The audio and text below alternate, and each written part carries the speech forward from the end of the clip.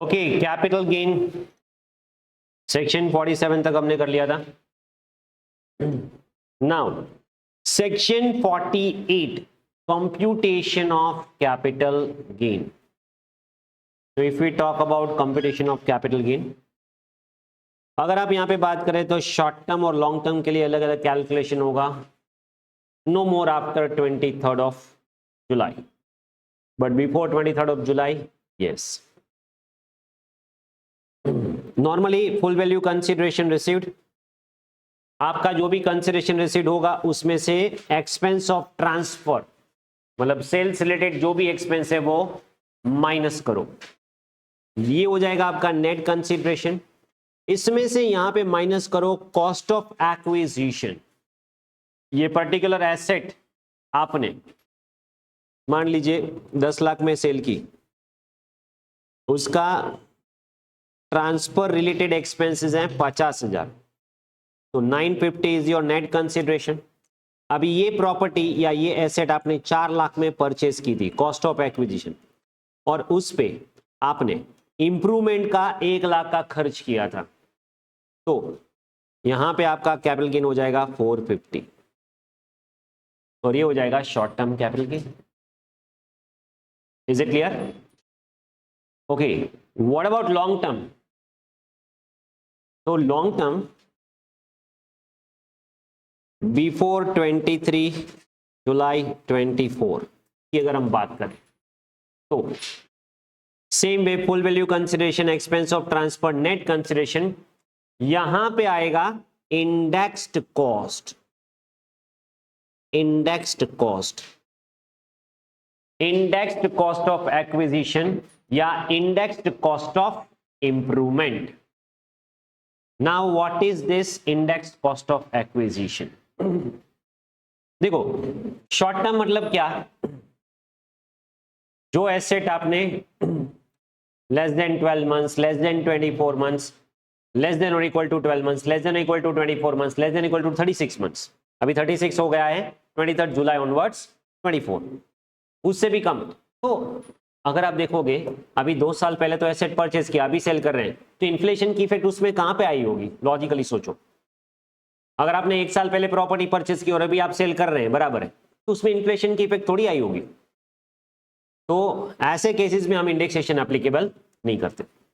But अगर मान लीजिए 2005 में एसेट परचेज किया, अभी सेल करो, 20 साल पहले एसेट परचेज किया, तो 20 साल पहले का प्राइस देखो, अब का प्राइस देखो, price as of now, there is drastic change, isn't it? तो how I can compare the profit?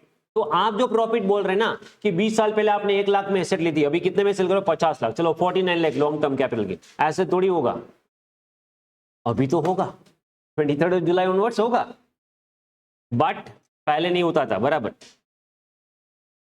और 23rd जुलाई ऑनवर्ड्स क्या अमेंडमेंट आया है वो बाद में देखते हैं। अभी तो मैं पहले आपको पुरानी सिस्टम करवा रहा हूं, पहले क्या था, और वो भी पुराना नहीं है, क्योंकि अगर ट्रांसफर डेट 23rd जुलाई से पहले है एसेट कोई भी हो, ये अभी मैं जो बोल रहा हूं इंडेक्सेशन, ये आएगा लॉन्ग टर्म है तो। और लॉन्ग टर्म 23rd जुलाई पहले का सिस्टम क्या था? Long term 12, 24, 36 as a case में भी जो भी था वो। ओके, तो अभी मैं सिर्फ सिचुएशन समझा रहा हूं आपको 23rd जुलाई से पहले की सिचुएशन। ओके, और ये सिर्फ ये असेसमेंट ईयर तक ही आएगा। नेक्स्ट असेसमेंट ईयर में ये 23rd जुलाई से पहले अगर आप ट्रांसफर किया ही नहीं, क्योंकि अगर नेक्स्ट असेसमेंट ईयर आ गया फिर तो आप ट्रांसफर फाइनेंशियल 25-26, असेसमेंट 26-27 में ट्रांसफर करेंगे, तो फिर उसमें तो ये केस आएगा ही नहीं। तो ये लास्ट असेसमेंट ईयर तक ये सिचुएशन है, और ये सिचुएशन क्या है? सी टू इट। तो इंडेक्स कॉस्ट ऑफ इंप्रूवमेंट क्या है, इंडेक्स कॉस्ट ऑफ एक्विजिशन और इंडेक्स कॉस्ट ऑफ इंप्रूवमेंट क्या है? देखो, इंडेक्सेशन मतलब क्या है? मान लीजिए ये इंडेक्सेशन आया 2001 से, तो बेस ईयर है 2001, इसको बोलते हैं कॉस्ट इन्फ्लेशन इंडेक्स, और बेस ईयर का है 100। फिर उसके बेसिस पे, इन्फ्लेशन के बेसिस पे आपने इंडेक्सेशन का सीआई नोटिफाई किया है सेंट्रल गवर्नमेंट ने। आपको याद रखना होगा ये, yes, existing current financial year का इंडेक्स क्या है? तो करंट फाइनेंशियल ईयर का इंडेक्स है 363 याद रखना, इसकी जरूरत बार बार पड़ेगी आपको, ठीक है। ओके, मान लीजिए आपने एसेट परचेज की 5-6 में, तो 5-6 का इंडेक्स कितना था 117, और अभी आप ट्रांसफर कर रहे हैं, तो मुझे क्या करना होगा, 5-6 में मैंने परचेज किया था, तो डिवाइडेड बाय 117 मल्टीप्लाइड बाय अभी मैं ट्रांसफर कर रहा हूं 363। तो this is how we are going to apply indexation. ये समझ में आ रहा है इंडेक्सेशन हम कैसे एप्लीकेबल करने वाले हैं। ओके, तो ये इंडेक्सेशन होता कैसे है, और 23 जुलाई, as per 48 benefit of indexation available only on transfer of long term asset which takes place before 23 जुलाई 24। मतलब अगर आपने ट्रांसफर 1/4/24 से लेके 22 ऑफ जुलाई 24 ये पीरियड में अगर आपका ट्रांसफर आता है तो ही हम ये इंडेक्सेशन अप्लाई करेंगे, वरना हम इंडेक्सेशन अप्लाई नहीं करेंगे। For the purpose of calculation of long term capital gain we are not going to apply any indexation 23 जुलाई 24 ऑनवर्ड्स अगर आपने ट्रांसफर किया है तो पहले तो हम समझ ले कि ये ट्रांसफर आपने कब किया है, बिफोर 23 जुलाई।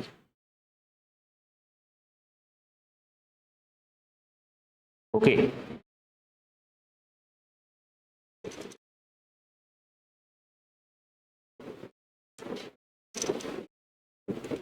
लॉन्ग टर्म कैपिटल गेन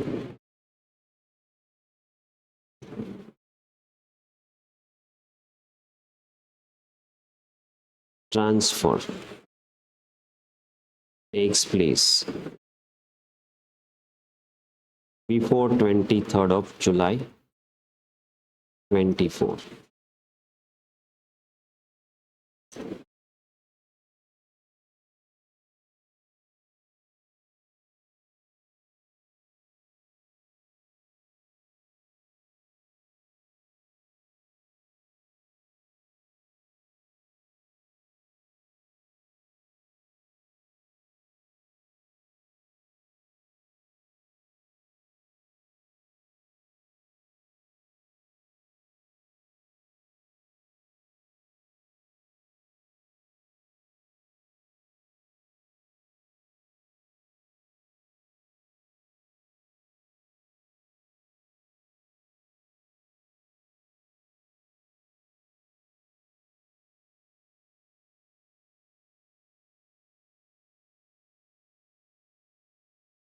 अगर ट्रांसफर 23 जुलाई 24 ऑनवर्ड्स हुआ है तो for the purpose of calculation of long term capital gain I am talking about, देखो अभी असेसमेंट ईयर 25-26 चल रहा है और इस असेसमेंट ईयर के लिए कोई भी कैपिटल गेन का क्वेश्चन है, सीजी का क्वेश्चन, उसमें दो बातें बहुत इंपॉर्टेंट है।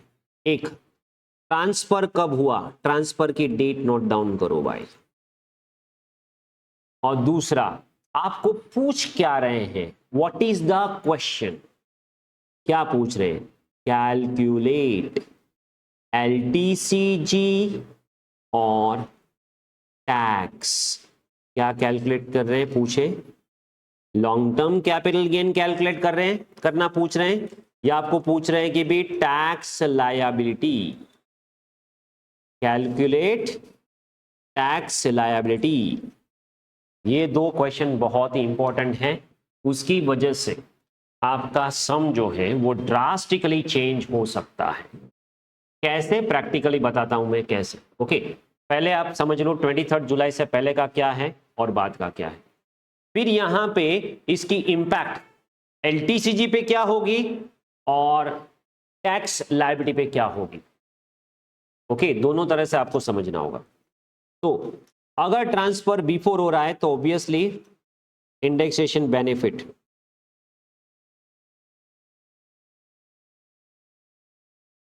Is available.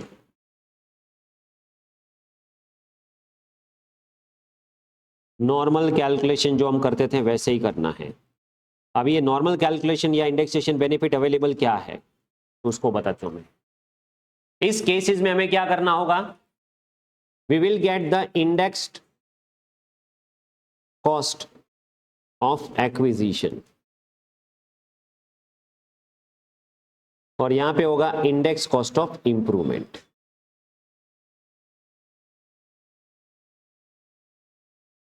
जबकि क्योंकि यहां पे इंडेक्सेशन बेनिफिट मिलता नहीं है तो यहां पे हम सिर्फ क्या लिखेंगे, cost of acquisition. Sir long term में भी cost of acquisition short term की तरह? Yes, and cost of improvement.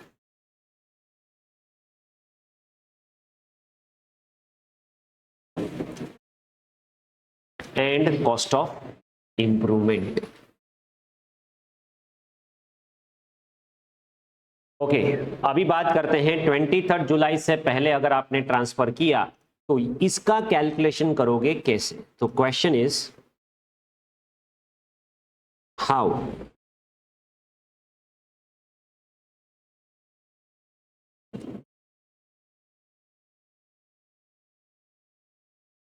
To calculate. अभी मैं बात कर रहा हूं यहां पे ट्रांसफर बिफोर 23 जुलाई 24। तो सबसे पहले मैंने आपको क्या पूछा, क्वेश्चन क्या पूछना है आपको, कोई भी क्वेश्चन सीजी का दिया है, एमसीक्यू दिया है, ट्रांसफर डेट क्या है भाई। तो ट्रांसफर डेट है 23 जुलाई 24 से पहले की। तो उसमें हाउ टू कैलकुलेट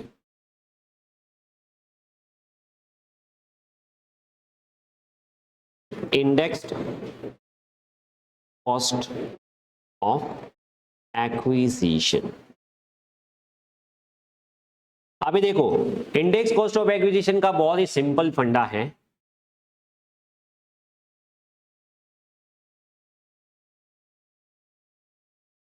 आपकी जो भी कॉस्ट ऑफ एक्विजिशन है, सिंपल फंडा क्या है समझो, आपकी जो भी कॉस्ट ऑफ एक्विजिशन है, कॉस्ट ऑफ एक्विजिशन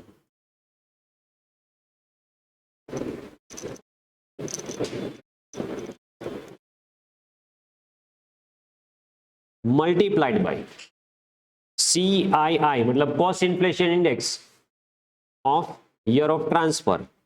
अभी हमारा ईयर ऑफ ट्रांसफर क्या होगा,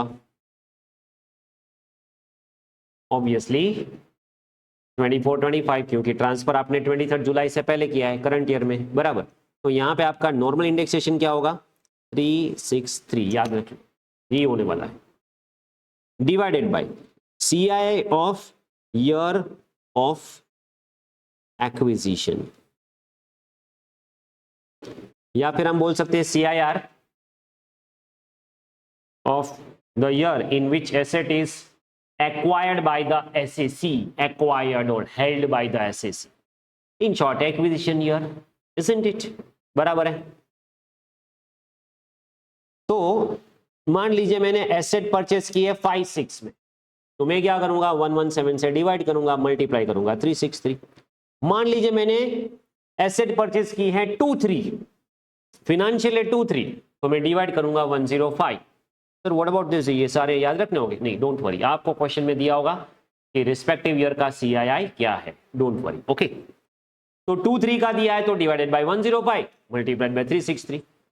व्हाट इफ अगर मुझे 96-97 में ईयर ऑफ एक्विजिशन, अभी उसमें तो इंडेक्सेशन जो है 96-97, तो फिर तो 1-2 से भी पहले है तो 100 ही हुआ, तो भी उसमें तो कैसे होगा। तो यहां पे एक काम करते हैं, दो बाइफर्केशन कर देते हैं। ओके, एक ये ट्रांसफर बिफोर बराबर है, अभी एक्विजिशन की बात करते हैं, तो यहां पे बात करते हैं एसेट एक्वायर्ड ऑन और आफ्टर 141, क्योंकि इंडेक्सेशन 100 शुरू कहां से हुआ, फाइनेंशियल ईयर 1-2 से। तो अगर 1 के बाद है तो आपके लिए बहुत ही आसान फॉर्मूला बन जाएगी ये। इसमें कोई डाउट कि भाई इंडेक्स कॉस्ट ऑफ एक्विजिशन कैसे आएगा? तो ये फॉर्मूला बन जाएगी इंडेक्स कॉस्ट ऑफ एक्विजिशन अगर आपने एसेट एक्वायर किया है 141 ऑनवर्ड्स। बट अगर मैंने एसेट एक्वायर किया है बिफोर 141, तो फिर तो क्या होगा समझो, 96 97 में किया है तो यहां पे क्या होने वाला है, सिंपल। यहां पे आप क्या करोगे, कॉस्ट ऑफ एक्विजिशन तो कंसीडर करोगे, बट वो कॉस्ट होगी क्या 96 97। बट मुझे बताओ यहां पे मुझे इंडेक्सेशन मिलेगा कब? अरे भाई इंडेक्सेशन तो भाई 100 से ही शुरू हो सकता है, उससे पहले तो इंडेक्स मिलेगा नहीं। Multiplied by CII of year of transfer, ये तो ठीक है, चलो ये तो 363 ही आएगा, उसमें कोई प्रॉब्लम नहीं है, डिवाइडेड बाय 100। तो मुझे बताओ इंडेक्सेशन मिला कहां से मुझे, 141 से। और मैंने ये कॉस्ट मान लीजिए प्रॉपर्टी परचेस कब की थी, 96 97 में, तो मैं कॉस्ट ले रहा हूं 96 97 की और इंडेक्सेशन कर रहा हूं 2001 से, ये तो गलत बात है। डोंट वरी भाई, 2001 से ले रहे हो, चलो। और fair market value on 141 which ever is higher, तो इन दोनों में से जो हायर है उसको ले लो भाई। अगर आपने 141 से पहले परचेज किया है और आपकी कॉस्ट है 50,000, तो 141 की वैल्यू ले लो 120, चलो विच एवर इज हायर 120 ले लो, उस पे इंडेक्सेशन अप्लाई कर दो। पहले इतना समझ में आया, इसमें कोई डाउट?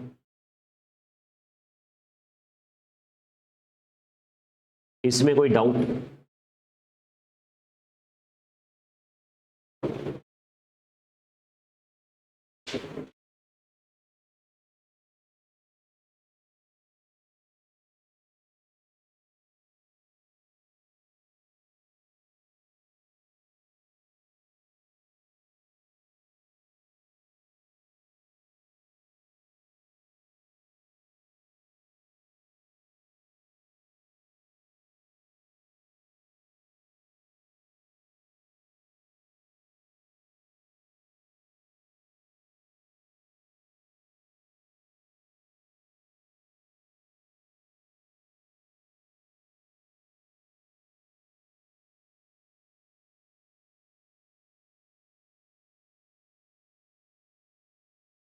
चलो एक एग्जांपल मैं आपको यहां पे करवाता हूं।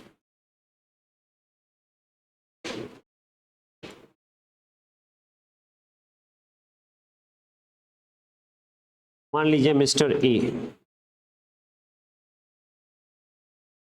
bought on, you can say 1/5/2007 property for rupees 10 lakh, 10 lakh में प्रॉपर्टी ली थी एंड सोल्ड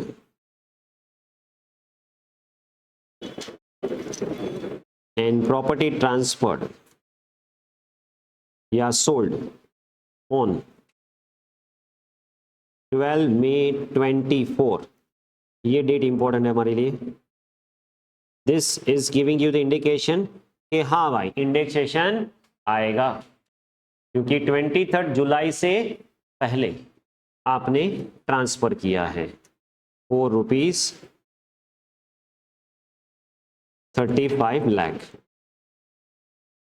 और expense related to transfer rupees 50,000 दिया है। आपको क्या पूछ रहे हैं भाई, calculate long term capital gain, क्या पूछ रहे हैं, calculate long term capital gain. तो आप यहां पे क्या करोगे, simply we are going to calculate the capital gain,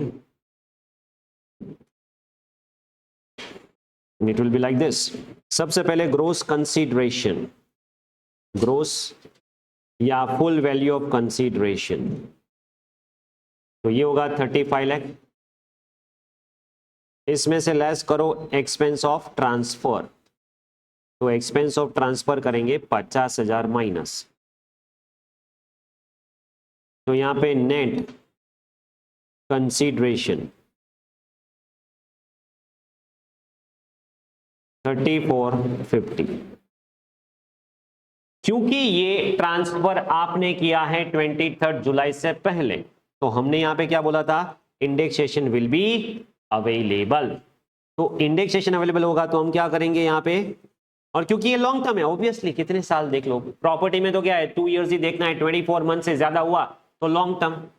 तो indexed cost of acquisition, indexed cost of acquisition, तो यहां पे आपने परचेस कब किया है 141 के बाद, तो वहां पे तो फेयर मार्केट वैल्यू कंपेयर करनी नहीं है, और ये फाइनेंशियल ईयर 7-8, तो यहां पे मैं क्या करूंगा, कॉस्ट ऑफ एक्विजिशन है 10 lakh divide multiplied by 363 CII of year of transfer 24-25 और 78 CII ऑफ ईयर ऑफ, तो 129, चलो मल्टीप्लाई करो इसको,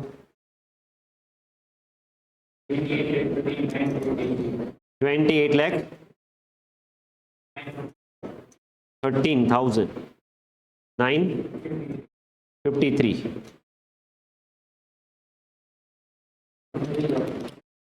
बराबर। चलो अभी माइनस करो इसको, तो लॉन्ग टर्म कैपिटल गेन 636,047, समझ में आ रहा है। अभी सिर्फ यहां पे लॉन्ग टर्म कैपिटल गेन ही पूछा है, टैक्स लायबिलिटी नहीं, क्लियर है। और ऐसे कैलकुलेशन करोगे तो यहां पे लॉन्ग टर्म कैपिटल गेन भी 20% ही टैक्सेबल होगा, क्योंकि ये ट्रांसफर कब है, ऑब्वियसली 23 जुलाई से पहले, तो रेट में भी चेंज आ रहा है, मतलब यहां पे टोटली ड्रास्टिकली मेथड चेंज हो गई है, तो 23 जुलाई के बाद मेथड भी चेंज हो जाएगी और उसका टैक्स रेट भी चेंज हो जाएगा। ये समझ में आया, ओके।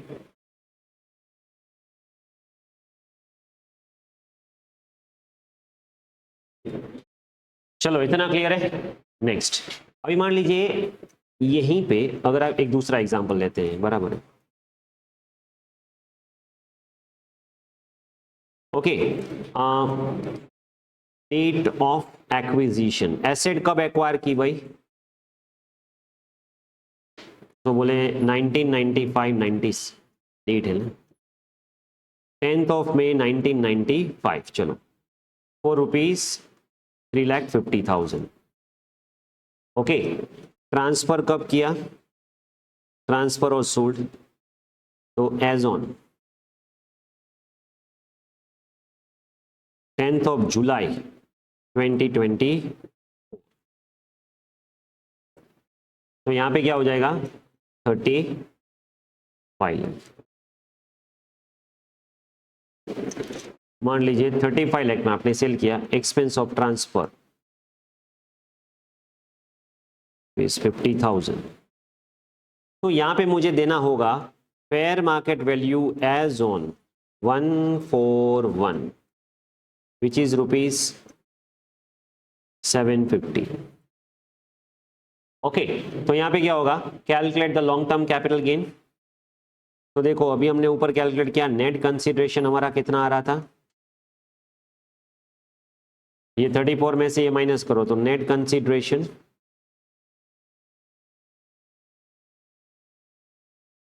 34,50,000, क्योंकि ये ट्रांसफर कब हो रहा है 23 जुलाई से पहले, इंडेक्सेशन आएगा कि नहीं, यस, ओके, इंडेक्सेशन बेनिफिट होगा, तो less indexed cost of acquisition.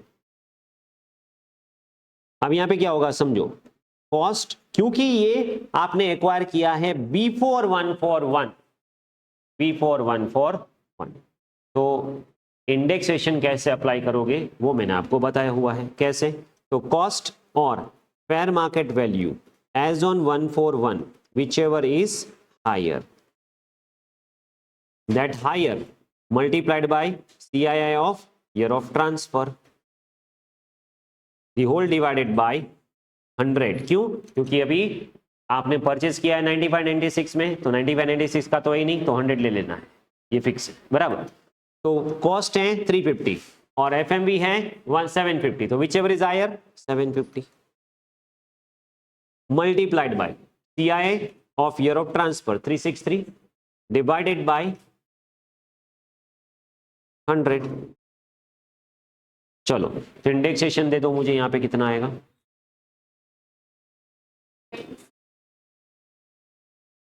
27 22 500 बराबर है। तो give me the long term capital gain.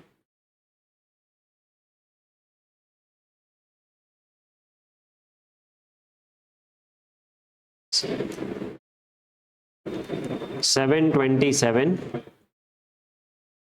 समझ में आया? देखो अभी मैंने आपको दो सिचुएशन समझाई। आप ट्रांसफर कर रहे हैं 23 जुलाई से पहले और एक्वायर किया है 141 से पहले और 141 के बाद। Is this clear? इसमें कोई डाउट? तो sir what about the cost of improvement? तो कैसे कैलकुलेट करेंगे? Indexed cost of improvement. देखो इंडेक्स कॉस्ट ऑफ इंप्रूवमेंट की अगर हम बात करें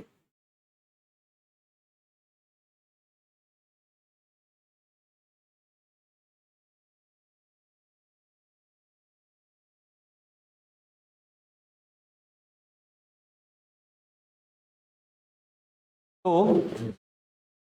ऑन और आफ्टर हम यहां पे लिखते हैं ना, ऑन और after 141।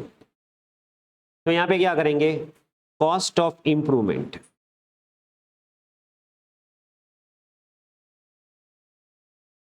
Multiplied by C of year of transfer divided by C I of improvement.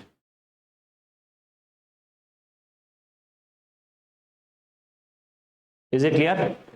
But अगर आपने इंप्रूवमेंट किया है बिफोर 1/4/2001, एक बात बताओ मुझे, अभी मान लीजिए आपने ये प्रॉपर्टी परचेस की थी एक केस में 95 96 में, वहां पे ग्राउंड फ्लोर ही था प्रॉपर्टी में, बराबर। फिर आपने कंस्ट्रक्ट करवाया फर्स्ट फ्लोर 2 लाख का खर्चा करके 99 में। अभी आप बोलोगे चलो इंप्रूवमेंट 1/4 पहले किया। इंप्रूवमेंट मतलब क्या है? एक बार प्रॉपर्टी परचेस कर ली, फिर आपने कोई कैपिटल एक्सपेंडिचर उसमें खर्च किया।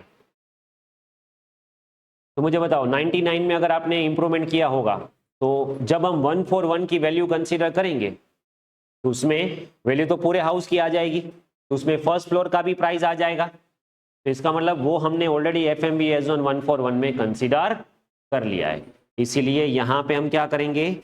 Ignore.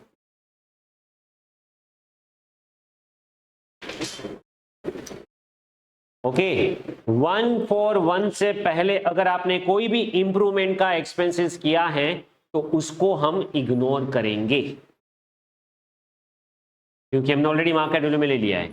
Even if cost is higher, even if fair market value is lower cost higher, वो देखना नहीं है। 1/4 के बाद ही इंप्रूवमेंट कॉस्ट काउंट की जाएगी। समझ में आ रहा है? चलो इतना क्लियर है। Index cost of improvement, index cost of acquisition कैसे कैलकुलेट कर, 1/4 से पहले 1/4 के बाद। इतना समझ में आ गया? इसमें कोई doubt? Okay example illustration number 9।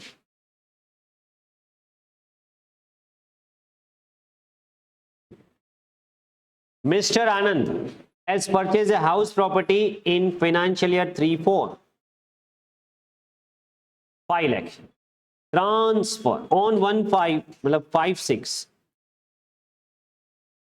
constructed new floor on the same house, इसको बोलते हैं cost of improvement. He sold such, okay, कब सेल किया? कब सेल किया भाई? 1 मई, यस। तो इंडेक्सेशन आएगा। He sold such house for 25 lakh, brokerage 5%। देखो 25 लाख में प्रॉपर्टी सेल की, -2% ब्रोकरेज करो, 2450 में क्या करना है? बोले प्राइस, ये परचेस कब किया? 3-4 में, एक्विजिशन 3-4 का इंडेक्स 109. तो divided by 109 multiplied by 363, 5 lakh multiplied by 363 divided by 109. So 16,65,138 will be index cost of acquisition. Improvement किया 56, index of 56 117. वैसे क्वेश्चन में आपको यहां पे दिया होगा, वो इंडेक्स आपको यूज करना है, सिंपल. तो 150 multiplied by 363 divided bye 117.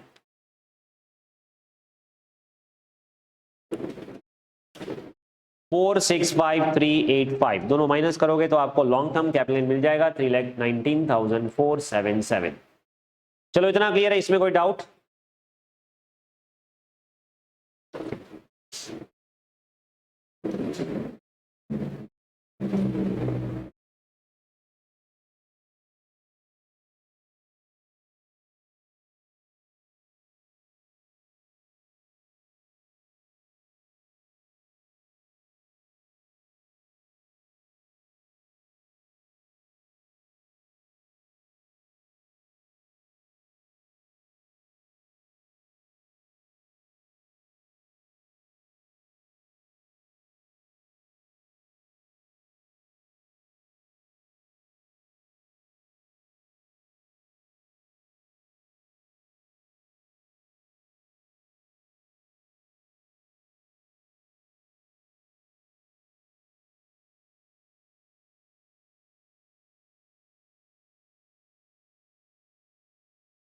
Now ये अभी तक हमने जो भी किया वो पहले करते थे वैसा ही था, नो चेंज. असेसमेंट 24-25 में भी यही था, अभी भी वही है. नाउ जो मैं आपको करवाने जा रहा हूं वो है अमेंडमेंट, और वो अमेंडमेंट आया 23 जुलाई. अगर ट्रांसफर टेक्स प्लेस आफ्टर 23 जुलाई 24,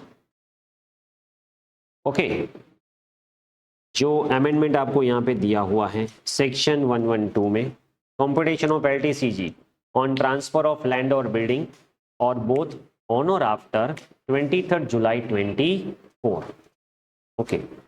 और वो क्या है?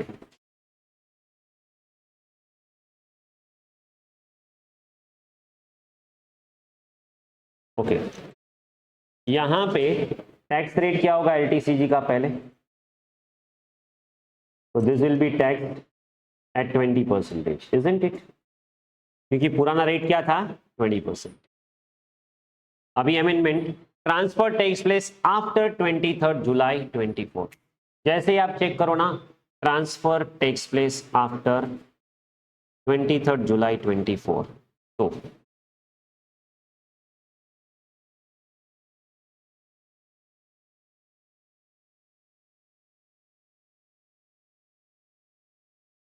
लैंड बिल्डिंग और बोथ बाय इंडिविजुअल और HUF. लैंड बिल्डिंग और बोथ बाय इंडिविजुअल और HUF, और वो भी रेसिडेंट इंडिविजुअल और रेसिडेंट HUF की बात हो रही है यहां पे. ओके, रेसिडेंट इंडिविजुअल और रेसिडेंट HUF.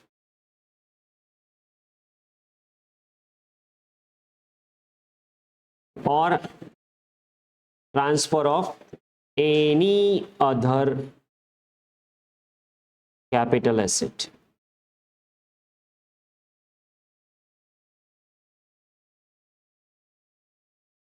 ओके,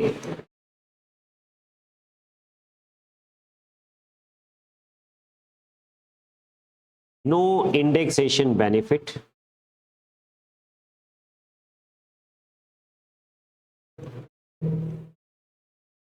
यहां पे आपको कोई इंडेक्सेशन बेनिफिट नहीं होगा for long term capital gain और tax on long term capital gain. चलो यहां पे तो बात हो गई खत्म. मतलब मान लीजिए ज्वेलरी, लैंड बिल्डिंग और बोथ के अलावा ज्वेलरी, शेयर, सिक्योरिटी या कोई भी कैपिटल एसेट आपने ट्रांसफर किया तो हम आपको कोई भी ऑप्शन देना नहीं चाहते इंडेक्सेशन वाला, तो आपका लॉन्ग टर्म कैपिटल गेन हो जाएगा विदाउट एनी इंडेक्सेशन और टैक्स होगा 12.5% विदाउट इंडेक्सेशन।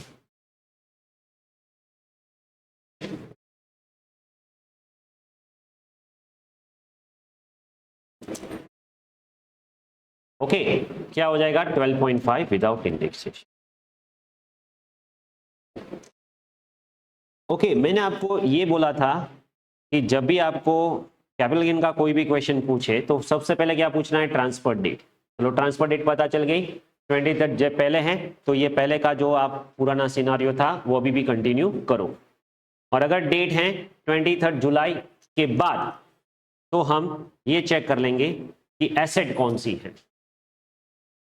23 जुलाई के बाद है तो सबसे पहले ये दो कैटेगरी को मतलब 23 जुलाई के बाद के ट्रांसफर को इस दो कैटेगरी में पहले डिवाइड करो कि क्या वो लैंड बिल्डिंग और बोथ हैं, हाँ। क्या वो इंडिविजुअल या एचयूएफ ने ट्रांसफर किया है, हाँ। क्या वो रेसिडेंट है, हाँ। तो ये वाली सिचुएशन। बाकी सारे केसेस में any other asset by any other person, no indexation, मतलब वहां पे हम कुछ करेंगे नहीं। तो इसका मतलब ये हो गया लॉन्ग टर्म होते हुए भी इस सिचुएशन में क्या होगा, लॉन्ग टर्म होते हुए भी इस सिचुएशन में क्या होगा, cost of acquisition, cost of improvement straight away. लो कितना छोटा सम हो जाएगा, कोई इंडेक्सेशन की झंझट ही नहीं, बहुत ही इजी सम हो जाएगा। सोचो कौन सा इंडेक्स अप्लाई करना, किस ईयर का अप्लाई करना, कब अप्लाई करना, सब कुछ नहीं, कॉस्ट दिया है माइनस करो शॉर्ट टर्म की तरह, सिंपल। अभी यहां पे क्या होगा, लैंड और बिल्डिंग और both by individual HUF, resident HUF ने ट्रांसफर किया 23 जुलाई ऑनवर्ड्स ट्रांसफर किया। तो दूसरा क्वेश्चन हम ये पूछेंगे, क्वेश्चन में पूछा क्या है, बहुत इंपॉर्टेंट है। क्वेश्चन में पूछा क्या है,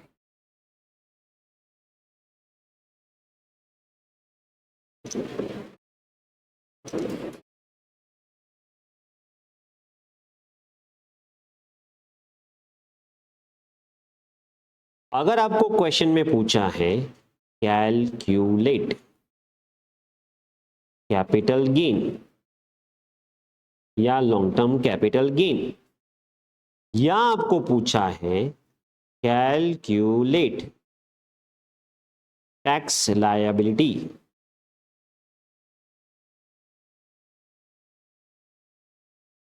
then it will be drastic change. Okay, बताओ पहले क्वेश्चन में पूछा क्या है, कैलकुलेट कैपिटल गेन।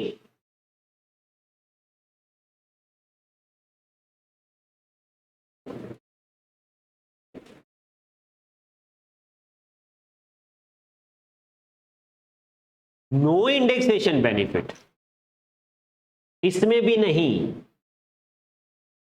मतलब एक बात समझ लो, अगर आपको क्वेश्चन में पूछा है calculate long term capital gain, transfer देख लो, ट्रांसफर की डेट है 23 जुलाई ऑनवर्ड्स, और पूछा क्या है, लॉन्ग टर्म गेन या कैपिटल गेन, टैक्स नहीं, टैक्स नहीं, सिर्फ क्या पूछा है, कैपिटल गेन। बहुत अच्छी बात है, कोई इंडेक्सेशन की झंझट ही नहीं है, इंडेक्स करना ही नहीं, यहां पे भी नहीं करना है, नो। तो यहां पे भी क्या आ जाएगा, कॉस्ट ऑफ एक्विजिशन माइनस करो, index cost of sorry cost of acquisition, cost of improvement minus करो, calculate the capital gain, that's your answer, that's it. समझ में आ रहा है? तो प्रॉब्लम क्या हुआ, देखो एक्चुअली ये जब अमेंडमेंट आया ना, सिचुएशन क्या क्यों ऐसी हुई है बता दूं आपको। 23 जुलाई को, पहले तो ये 23 जुलाई ऑकवर्ड डेट क्यों है ऐसे ऑकवर्ड डेट, क्योंकि ये इलेक्शन का ईयर था, इलेक्शन में दो बजट आते हैं, एक फरवरी में बजट आता है, इसको भी पता नहीं क्यों इसी इलेक्शन ईयर में ही इतना ड्रास्टिक चेंज करना था, वरना 1/4 से ही चेंज हो जाता, फरवरी में चेंज लेके आते तो नॉर्मल बजट होता तो बराबर। अभी इलेक्शन के ईयर की वजह से क्या हुआ, तो जो दूसरा इंटरिम बजट फरवरी में आया और जो फाइनल बजट आया वो आया एज ऑन 23 जुलाई। अभी जैसे ही 23 जुलाई में बजट आया, बजट में सीधा उन्होंने ये अमेंडमेंट दिया, बहुत ही बड़ा amendment, shocking amendment, we call that as a shocking amendment, कि अभी हमें इंडेक्सेशन का कोई बेनिफिट देना नहीं है। मतलब आपको हम long term capital gain reduce कर रहे हैं, देखो 20 का सीधा हमने क्या कर दिया 12.5, अरे छोड़ो 12.5 नीचे इंडेक्सेशन दे दो, क्योंकि सोचो नॉर्मली अगर आप देखोगे सबसे ज्यादा इन्फ्लेशन किसमें आया है, प्रॉपर्टी, रियल एस्टेट में। गोल्ड में भी है नो डाउट, गोल्ड कौन दिखाता है वो अलग बात है, बराबर, बट गोल्ड में भी इन्फ्लेशन तो है, बट रियल एस्टेट सेक्टर में छोटे से छोटे इन्वेस्टर से लेके बड़े से बड़े इन्वेस्टर तक, अगर आप देखो रियल एस्टेट में, सोचो आपने प्रॉपर्टी परचेज की है 2001 में, अभी बोले तब तो प्राइस भी नहीं थे, तो 50,000 में प्रॉपर्टी मिल गई थी, 1 लाख में मिल गई थी, अभी वही प्रॉपर्टी 50 लाख में बेच रहे हो, आपको लगा इंडेक्सेशन नहीं है, 49 lakh capital gain, 49 lakh capital gain, मतलब ऑलमोस्ट जितना सेल करोगे मेजॉरिटी कैपिटल गेन आ जाएगा। आपने एक ही झटके में इंडेक्सेशन को हटा दिया। अभी प्रॉब्लम क्या हुआ, बोले बजट आया कब 23 जुलाई को, अभी वो रिट्रोस्पेक्टिव 1 अप्रैल तो कर नहीं सकते, बोले हमने तो कई लोगों ने तो प्रॉपर्टी बेच भी दी इंडेक्सेशन अप्लाई करके, मतलब वो कैलकुलेशन करके, तो वो दिमाग में रख के हमने कैलकुलेशन किया था, अभी आप अचानक से बोलोगे रिट्रोस्पेक्टिव 1 अप्रैल, तो वो तो कर ही नहीं सकते, पॉसिबल ही नहीं है, तो आपको करना होगा 23 जुलाई ऑनवर्ड्स। तो इंडेक्सेशन कंप्लीटली हटा दिया, जैसे ही हटाया तो उन्होंने क्या किया, मतलब लोगों ने बहुत ही ओपोज किया, उन्होंने बोला डोंट वरी, हम इंडेक्सेशन को रिस्टोर कर देते हैं, मतलब एक्चुअली ये भी लॉलीपॉप है, इंडेक्सेशन को रिस्टोर किया गया नहीं, इंडेक्सेशन 23 जुलाई के ऑनवर्ड्स नहीं है, मतलब नहीं, सिर्फ आपको क्या बताया गया कि चलो अभी हम रिलैक्सेशन किसको देना चाहते हैं, इंडिविजुअल एचयूएफ को, और वो भी रेसिडेंट है, तो जब आप कैलकुलेट करोगे ना टैक्स लायबिलिटी, तब मतलब long term capital gain calculate करते टाइम हम इंडेक्सेशन अप्लाई नहीं करेंगे। ये आपका जीटीआई के लिए लॉन्ग टर्म कैपिटल गेन क्या हो जाएगा, विदाउट कंसीडरिंग इंडेक्सेशन। फिर जब आप टैक्स लायबिलिटी कैलकुलेट करोगे, कौन कौन, इंडिविजुअल एचयूएफ, कब ट्रांसफर किया है 23 जुलाई 24 ऑनवर्ड्स, ओके। और अगर आप रेसिडेंट इंडिविजुअल एचयूएफ हो तो आपके पास टैक्स लायबिलिटी के टाइम पे 2 ऑप्शन होगा। ऑप्शन नंबर 1, अभी आपका जो इंडेक्सेशन बेनिफिट के बिना long term capital gain calculate किया ना आपने विदाउट इंडेक्सेशन, हाँ, उस पे आप टैक्स पे करो, tax at 12.5% on LTCG without indexation,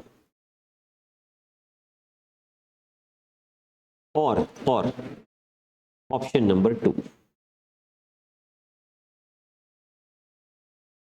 tax at 20%, जो पुराना था वो।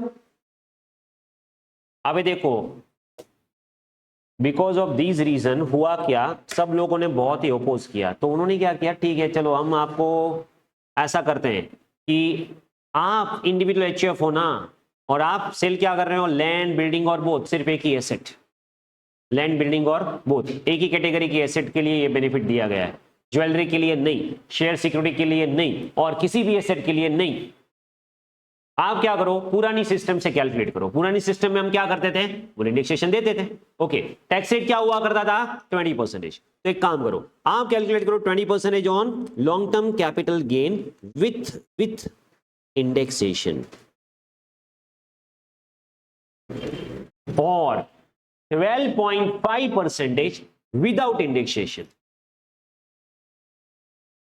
whichever is beneficial to SSC। आपको दोनों में से जो बेनिफिशियल लगे वो अप्लाई करो, बट ये ऑप्शन मिलेगा कब, जब आपको पूछा है टैक्स लायबिलिटी। अभी भी कई लोगों को ये कंफ्यूजन है, और जब आपको पूछते हैं, ओके, मतलब आई विल नॉट से the name of that particular compiler, okay, hot favourite compiler निकलती है, वो अमेंडमेंट ला लेके आते हैं, बराबर, कि हमने पूरा अमेंडमेंट कर दिया है, ये कंपाइलर दिया है, वो दिया है। तो उसमें भी अगर आप देखोगे उन्होंने कैपिटल गेन में भी ये दोनों ऑप्शन किया है। एक्चुअली कैपिटल गेन में ये दोनों ऑप्शन नहीं है,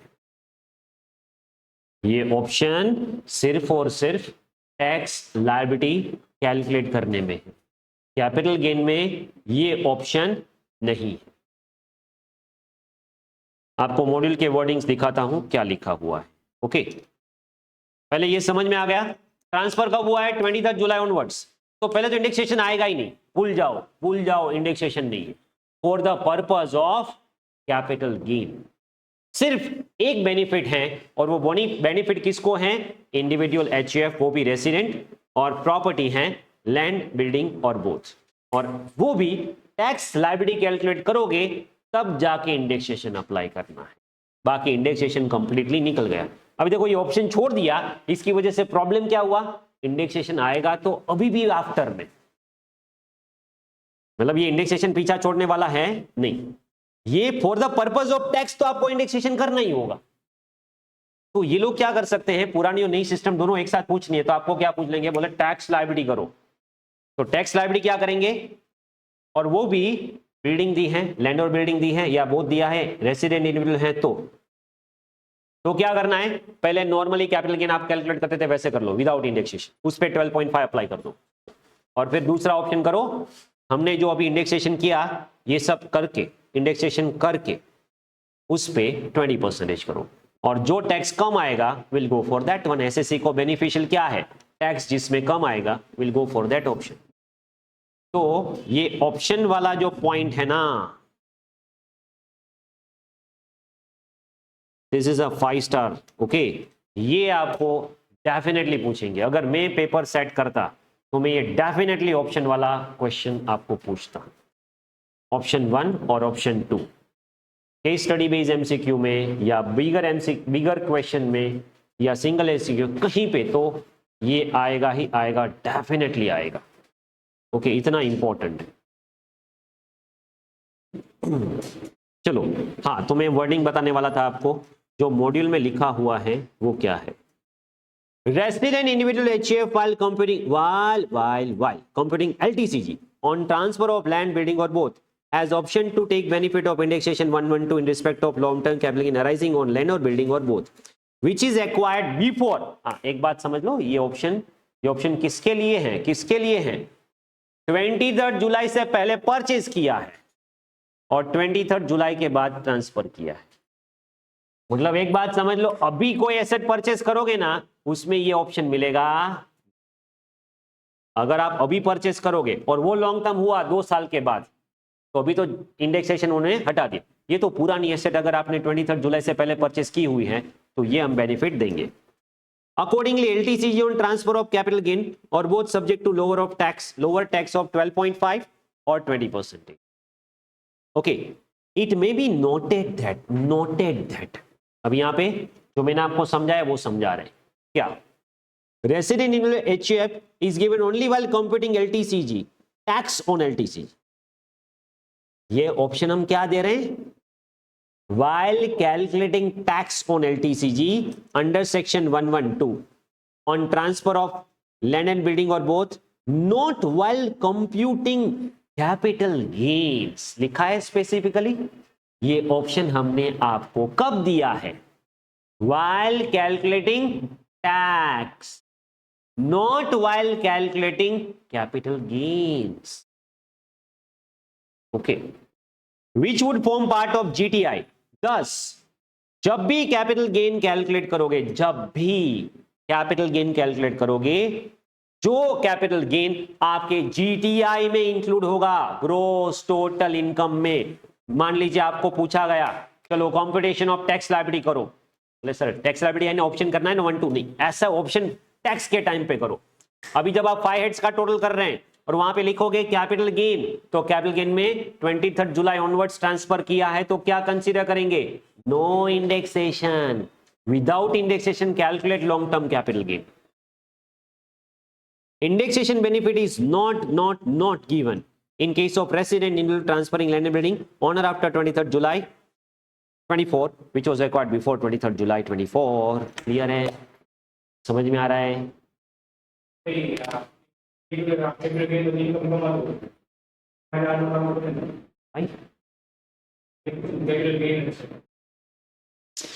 अरे ऐसे नहीं लिखा है, समझो लॉजिक समझो आप। कैपिटल गेन कैलकुलेट करोगे ना, ओनली मतलब only while calculating the gain, capital gain calculate करते टाइम आपको इंडेक्सेशन नहीं मिलेगा। जब आप उसका टैक्स कैलकुलेट करोगे, टैक्स यहां पे टैक्स लायबिलिटी, तब आपको ये दो ऑप्शन मिलने वाला है। चलो, इज इट क्लियर? ये किसकी बात हो रही है? Transfer takes place after 23rd July 24 और ऑप्शन मिलेगा only while calculating the tax liability. तो जीटीआई का जो भी पार्ट होगा कैपिटल गेन वो ये होगा। आपको पूछा है calculate GTI, calculate capital gain, calculate total income. जब तक आपको पूछ रहे इनकम कैलकुलेट करो, इनकम 23rd जुलाई ऑनवर्ड्स इंडेक्सेशन बेनिफिट नहीं मिलेगा। ऑप्शन 1 भी नहीं, ऑप्शन 2 भी नहीं, कुछ नहीं, बराबर। मतलब सीधा आपको विदाउट इंडेक्सेशन ही करना है। क्लियर है? बट जब आप टैक्स कैलकुलेट करोगे तब ये दो ऑप्शन काउंट करने होंगे। कैसे बताता हूं मैं आपको, चलो।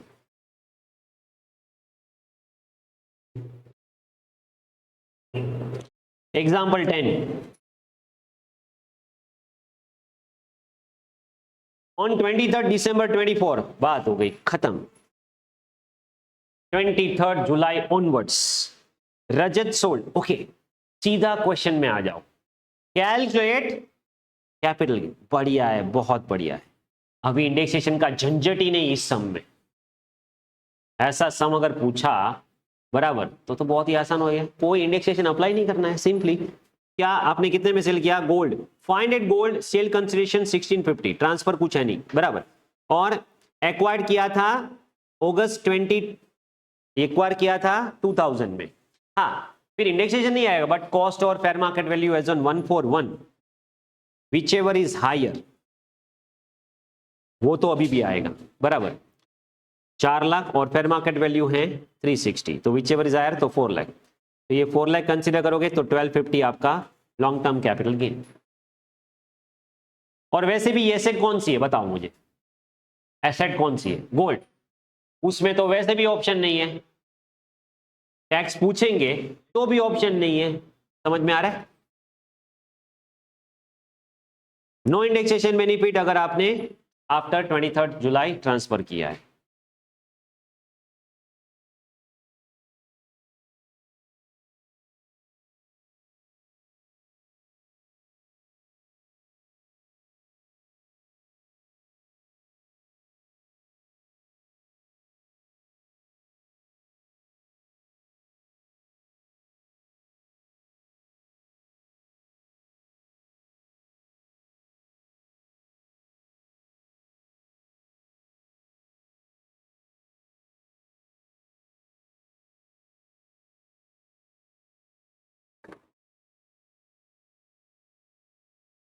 चलो, इज इट क्लियर? और रही बात ये टैक्स के ऑप्शंस की, तो जब टैक्स लायबिलिटी का टॉपिक आएगा, क्योंकि टैक्स रेट जब हम करेंगे लॉन्ग टर्म कैपिटल गेन, उसके साथ ये दो ऑप्शन मैं आपको करवा दूंगा कि कैसे करते हैं, ठीक है? चलो नेक्स्ट प्रोविजन। हाँ, 23rd जुलाई ऑनवर्ड्स तो इंडेक्सेशन वैसे भी नहीं है, बट कुछ इंडेक्सेशन ऐसे थे जो पुराने मतलब 23rd जुलाई से पहले भी नहीं मिलते थे, मतलब कभी भी नहीं मिलते थे इंडेक्सेशन। वो इंडेक्सेशन है long term capital gain which are transferred before 23rd July. Indexation benefit मिलेगा नहीं मिलेगा? बिफोर बॉन्ड डिबेंचर पे तो पहले भी नहीं मिलता था, बट अगर वो कैपिटल इंडेक्स बॉन्ड होता तो हाँ, उससे पहले मिलता था। Souvenir gold bond issued by RBI under souvenir gold bond scheme, हाँ, उस पे आपको इंडेक्सेशन मिलता था। But depreciable asset, unit link, unit of specified mutual fund, market link debenture, तो इस पे तो पहले भी नहीं मिलते थे, क्योंकि इसको हम क्या बोल देते थे? Always short term. 50AA always short term, 50A always short term. Equity share in a company on which asset is paid both at the time of acquisition and transfer, तो नो, उस पर कोई इंडेक्सेशन बेनिफिट नहीं मिलता था। They are talking about section 112A वाला, section 112A। आगे आएगा क्या है 112A, units of equity oriented fund, section 112A। Other long term asset, yes मिलेगा। Consequent to amendment made in Finance number 2 Act 2024 section 48, no indexation allowed on long term capital gain on or after 23rd July। तो long term capital gain के अभी कोई indexation किसी भी asset में है ही नहीं। समझ में आ रहा है? इंडेक्सेशन 23rd जुलाई onwards किसी भी एसेट में नहीं है, मतलब there is no restoration of indexation benefit. वो वापस नहीं आया था, सिर्फ टैक्स के ऑप्शन में लॉलीपॉप दे दिया कि इंडिविजुअल एचयूएफ है तो आप ये आइदर और कर सकते हो, और वो भी बेनिफिट किसको दिया? सिर्फ इंडिविजुअल एचयूएफ को, बाकी किसी को बेनिफिट मिला नहीं। इसका मतलब अगर कंपनी रियल एस्टेट में है और प्रॉपर्टी सेल कर रही है, उसको कोई बेनिफिट मिलेगा। Next,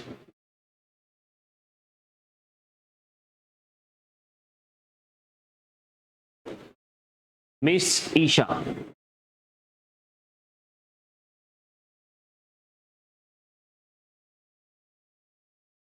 has 1000 debentures, 10% debentures of X Limited acquired on 17/4/10 for 120 as on 1st February 25।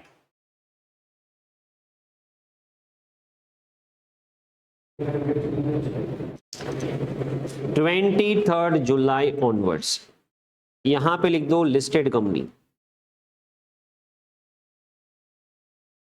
क्योंकि अगर ये अनलिस्टेड हो जाएंगे ना तो फिर से एक अमेंडमेंट लागू हो जाएगा 50AA वाला।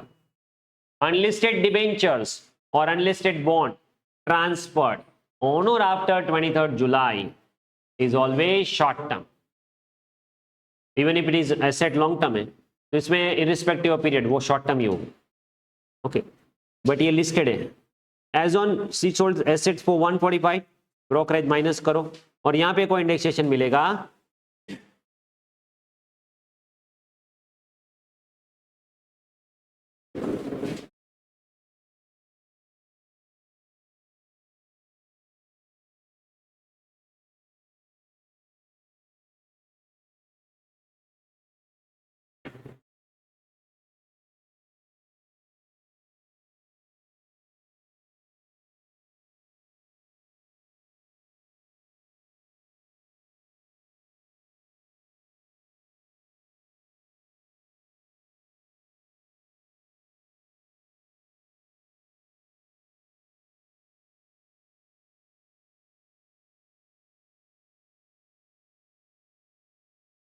Okay, next, ascertainment of cost in specified circumstances, section 49। तो 49 की अगर हम बात करें तो पहले सेक्शन 49(1), कॉस्ट ऑफ एक्विजिशन और cost of improvement in some special cases, cost of improvement और cost of acquisition in some special cases. Asset acquired under section 49(1), ये 49(1) क्या है? Asset acquired by gift, will, succession, inheritance, partition of HUF, irrevocable trust, distribution of assets, मतलब बहुत सारी assets यहाँ पे आएगी। और उसमें भी एक अमेंडमेंट था, मैंने आपको बताया था 49 में एक अमेंडमेंट है।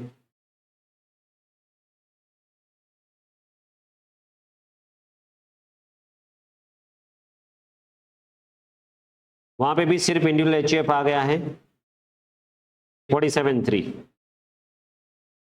वो जो transaction which is not regarded as transfer, okay वो। और यहाँ पे डिफरेंट है, यहाँ पे बोल रहे हैं गिफ्ट दिया, इनहेरिटेंस थे मिला, तो क्या होगा? See to it. तो cost to previous owner will be his cost plus cost of improvement incurred by previous owner और SAC will be his cost of improvement. But यहाँ पे फिर से कॉस्ट ऑफ इंप्रूवमेंट 141 के बाद ही लेंगे, और period of holding of all period will be included. तो ये 49(1) में क्या दिया है और क्या कैसे करेंगे उसका मैं आपको यहाँ पे समझा देता हूँ, ठीक है। देखो इंडेक्सेशन जो है ना, उसमें पहले मैंने 2 केस ऑलरेडी ले लिए थे। कौन से 2 केस? मतलब इंडेक्सेशन पहले आएगा कब? 23 जुलाई से पहले होगा तो ही आएगा, वरना आएगा ही नहीं। तो 23 जुलाई से पहले ट्रांसफर किया है, ओके। और 2 केस, 141 से पहले परचेस किया तो क्या, 141 के बाद परचेस किया तो क्या। अब यहाँ पे 3 केस आएंगे। कैसे? सी टू इट। मान लीजिए सेक्शन 49(1) एक प्रीवियस ओनर है। प्रीवियस ओनर कौन है? Mister A. ये है फादर ऑफ मिस्टर बी, बराबर। और ये है प्रीवियस ओनर, इसको हम प्रीवियस ओनर बोलेंगे। Why we call that as a previous owner, बता दो। एक्चुअली इसने 4 लाख में एक प्रॉपर्टी परचेस की है। कितने में? 4 लाख। और ये प्रॉपर्टी फादर ने सन को, कौन है son? Mister B, okay, son of mister A, इसको प्रॉपर्टी ट्रांसफर कर दी, ओके। कौन सी प्रॉपर्टी? यही जो फादर ने 4 लाख में परचेस किया था, बराबर। ये तो इनहेरिटेंस या विल या गिफ्ट एटसेट्रा किसी भी तरह ट्रांसफर किया। एक बात समझ लो, अगर विल से, गिफ्ट से, इनहेरिटेंस से अगर प्रॉपर्टी ट्रांसफर करोगे तो it is not treated as not a transfer in the hands of A.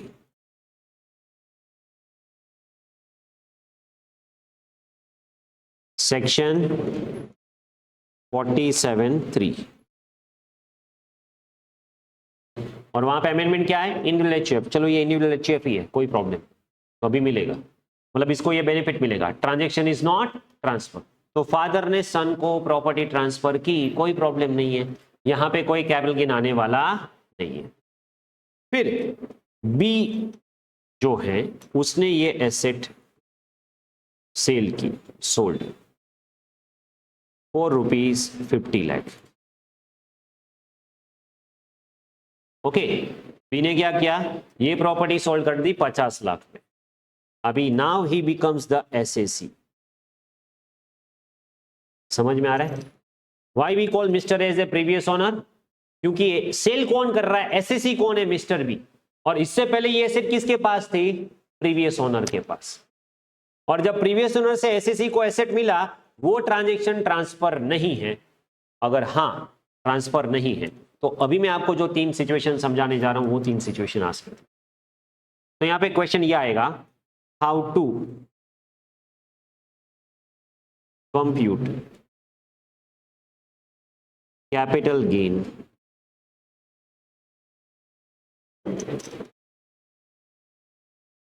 in the hands of Mr. B.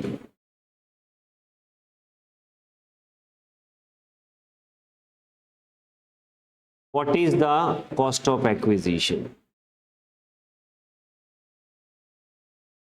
Section 49(1). ऐसे केसेस में कॉस्ट ऑफ एक्विजिशन क्या होगी? तो simply cost of acquisition will be, cost of acquisition will be cost to, sorry, cost to previous owner. Cost to previous owner will be my cost. अभी देखो आप ऐसे नहीं बोल सकते, मिस्टर बी ने मान लीजिए प्रॉपर्टी 50 लाख में सेल की, तो आप ऐसे बोल सकते हैं आपको तो मुफ्त में मिला है, चलो 50 लाख पे लॉन्ग टर्म कैपिटल गेन भर दो। बोले मुझे कॉस्ट इनकर नहीं हुई, बट मेरे फादर को तो कॉस्ट हुए, और मेरे फादर की कॉस्ट मतलब मेरी कॉस्ट। तो cost to previous owner will be his cost, simple. समझ में आ रहा है? तो यहां पे हमें कॉस्ट किसकी लेनी है? प्रीवियस ओनर की, क्योंकि आपको तो कोई कॉस्ट हुई नहीं है, मुफ्त में मिला है, बराबर। अभी यहां पे अगर आप ट्रांसफर करते हैं ऑन और before, again again again again, ये आप ट्रांसफर कर रहे हैं ऑन और बिफोर 23 जुलाई 24, ये जितना भी इंडेक्सेशन का पहले 2 केस करवाया, ये 3 केस करवाया, ये सब हट जाता अगर 1/4 अमेंडमेंट आता तो। सिर्फ टैक्स पर्पज से हम करते हैं, बाकी कैपिटल गेन में कहीं पे इसका जिक्र नहीं होता, बराबर। बट अभी है तो नो प्रॉब्लम। तो ऑन और बिफोर 23 जुलाई 24 3 केसेस आएंगे। अभी देखो केस क्या होगा,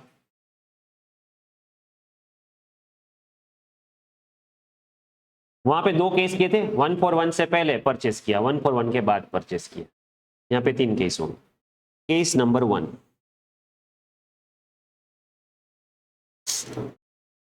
previous owner acquired before 141 and previous owner ने transferred to SAC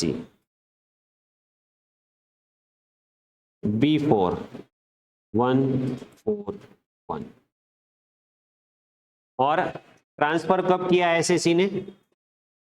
23 जुलाई 24 से पहले, मतलब ड्यूरिंग द ईयर 1424 से लेके 23 जुलाई 24 तक अगर उसने ट्रांसफर किया तो सिचुएशन क्या होगी समझो।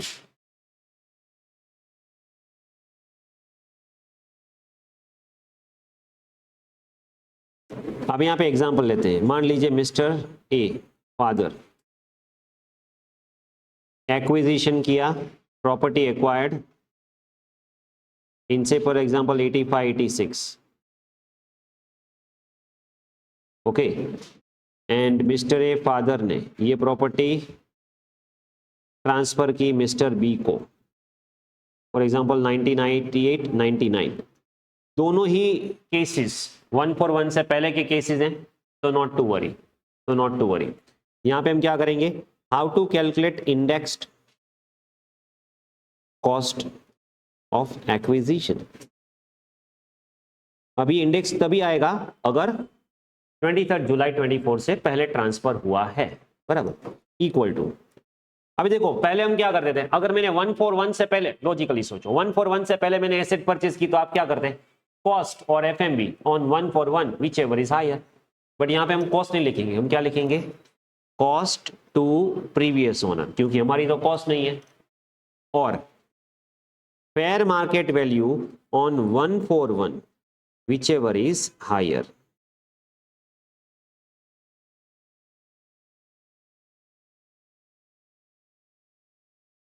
Divided by 100 into CII of year of transfer, मतलब 363। समझ में आ रहा है?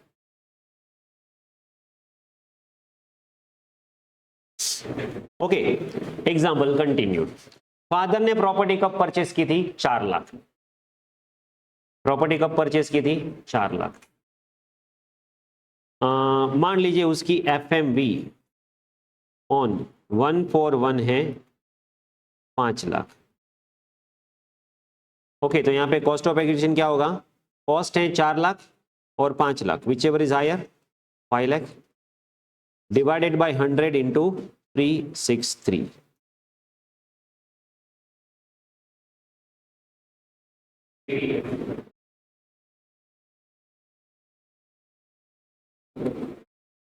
एटीन पूरा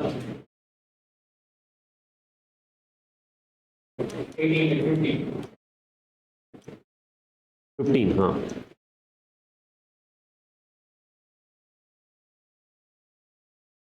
तो 50 लाख जो है उसमें से 1850 माइनस करो 15, तो आपका लॉन्ग टर्म कैपिटल गेन हो जाएगा। समझ में आ रहा है? तो यहां पे हमें क्या लेना है, index cost of acquisition, cost of previous owner और fair market value as on 141 which ever is higher. तो यही लेंगे, मतलब इससे पहले भी हमने किया था, उसमें हम क्या लेते थे, कॉस्ट और FMB.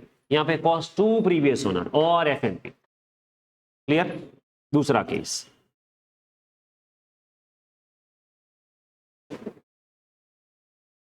Case 2, previous owner acquired before 141 but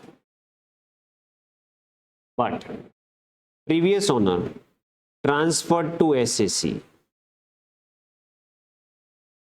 after one example,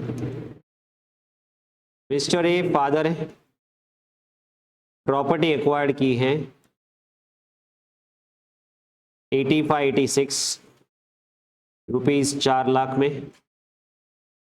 mister a father ने एसएसी को मतलब सन को ट्रांसफर कब किया? 2005-06 में। तो एक्चुअली यहां पे इंडेक्सेशन कैसे कैलकुलेट करते हैं पता है? Index cost of acquisition will B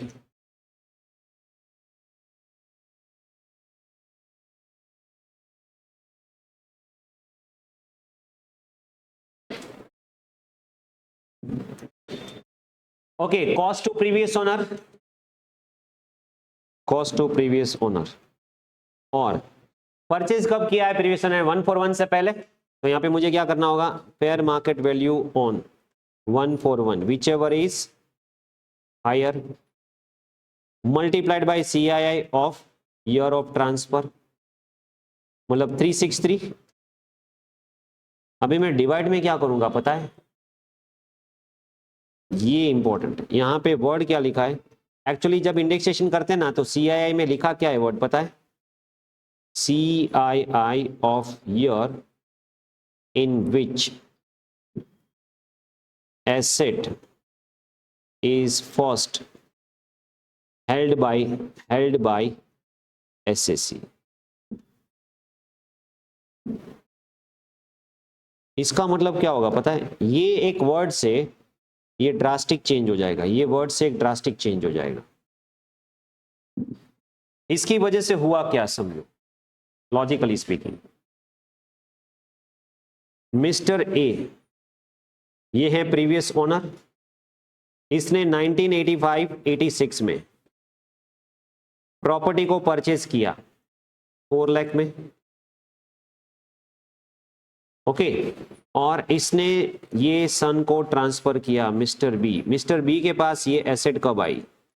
mister B जो सन है जो कि SAC है, क्योंकि वो प्रॉपर्टी सेल कर रहा है, बराबर है, और उसको ये प्रॉपर्टी मिली 2005-06। इन बिटवीन 141 आया जिसकी फेयर मार्केट वैल्यू आपको दी गई है 5 लाख,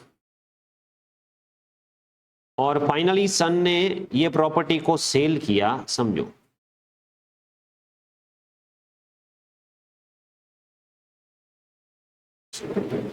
फाइनेंशियल ईयर 24-25 सेल किया। अभी लॉजिकली स्पीकिंग होगा क्या अगर इसका आप मीनिंग निकालें, ये जो ऊपर लिखा हुआ है उसका मीनिंग निकालें तो होगा क्या? Cost to previous owner 4 lakh और fair market value 5 lakh which ever is higher, तो यहां पे हायर हो जाएगा 5 lakh multiplied by year of transfer का इंडेक्सेशन 363 डिवाइडेड बाय, यहां पे क्या बोला है? CII of year in which asset is first held by SAC। मुझे बताओ इस एग्जांपल में SAC कौन है? बी, और बी को ये एसेट पहली बार कब मिली, एक्वायर कब किया बी ने? बोले 5-6 इंडेक्सेशन है। 5-6 से इंडेक्सेशन कैसे हो सकता है भाई? 5-6 का इंडेक्स बताओ भाई। 117। इसका मतलब सोचो आपने वैल्यू कौन सी ली? This one. एक्चुअल इंडेक्सेशन यहां से जाके यहां तक मिलना चाहिए था। आप वैल्यू ले रहे हैं 2001 की और इंडेक्सेशन ले रहे हैं दिस वे।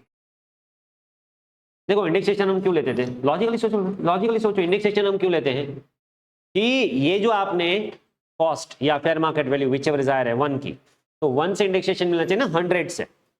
101 में आपकी प्राइस जो थी वो इंडेक्स 100 के मुताबिक थी, और अभी आपने 24-25 में किया है तो इंडेक्स हो गया 363, मतलब 3.63 टाइम्स आपकी वैल्यू होगी। समझ में आ रहा है? सोचो ये तो ठीक है सन को 2005-06 में मिला, सोचो अगर सन को 14-15 में मिला होता तो सोचो सन को 1516 में मिला होता तो 1516 254, तो आप वैल्यू लेते प्रीवियस ओनर की वैल्यू 5 लाख और इंडेक्सेशन लेते जब आपको मिला तब। समझ में आ रहा है? बहुत नाइंसाफी है ये गलत है। बट कई बार प्रोविजंस में लूपहोल होता है, वैसा ये लूपहोल है और हम ऐसे ही करेंगे। समझ में आ रहा है? ये कब होगा? जब ये प्रीवियस ओनर एसएससी को ट्रांसफर कर रहा है 141 के बाद, तो ऐसा होगा। समझ में आ रहा है? बट सभी लोग एक्सेप्ट कर ले ऐसा होता नहीं। तो इसको ऑब्जेक्ट किया मंजुला बेन जे शाह ने। ओके, तो एक केस बना।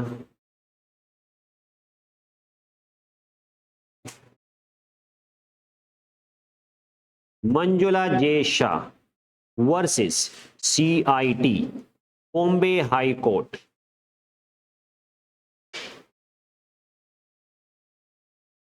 ये मंजुला बेन ने कंप्लेन किया, भाई ऐसा थोड़ी होगा,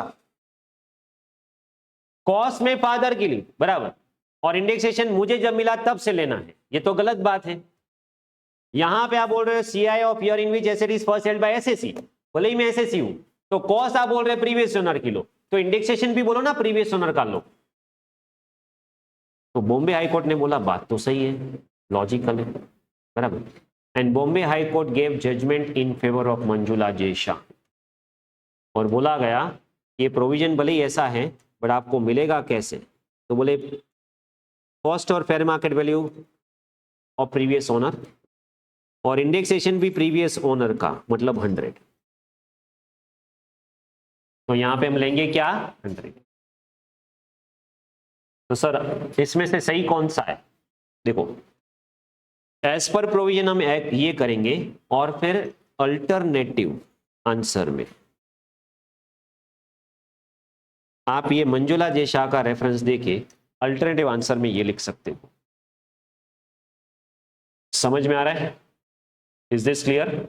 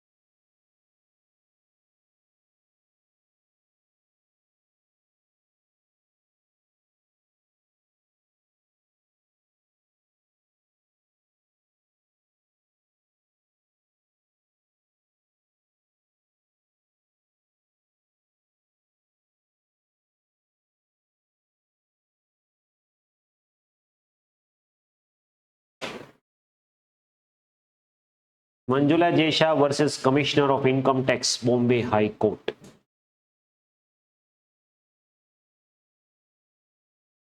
और ये मॉड्यूल में जहां पे लिखा होगा अल्टरनेटिव आंसर में दिखाऊंगा आपको कि हमने बात की थी मंजुला जे शाह के केस में।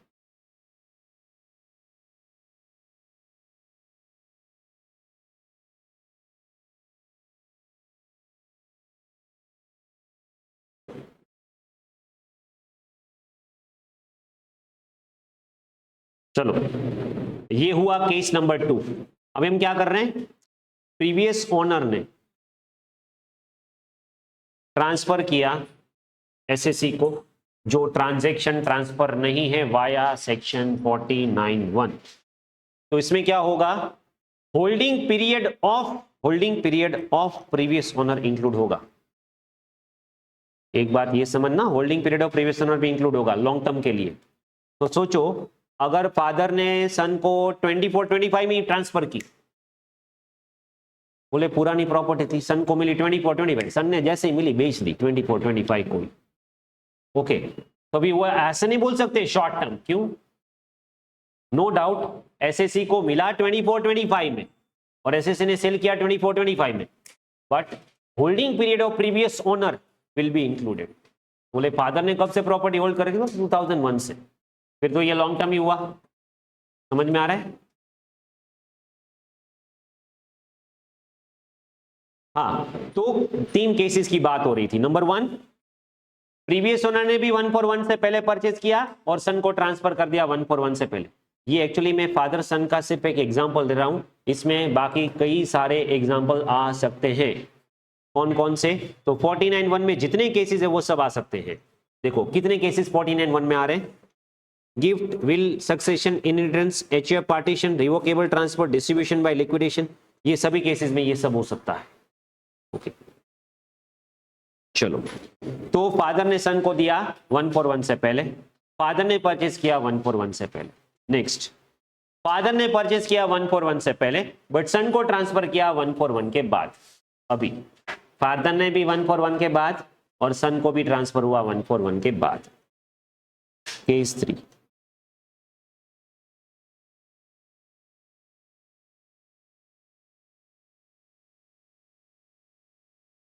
previous owner acquired and previous owner transferred to SAC on or after 1/4/1। For example देखो, प्रीवियस ओनर ने एक्वायर किया 2004-5 में, SAC को ट्रांसफर किया 7-8 में। ओके, तो यहां पे क्या होगा? Cost to previous owner, cost to PO. अभी एफएमई नहीं आएगा क्योंकि 1/1 के बाद, 1/1 के बाद आ रहा है। समझ में आ रहा है? Multiplied by CII of year of transfer, CII of year of transfer divided by, यहां पे तो वही आएगा CII of year in which asset is first held by SAC।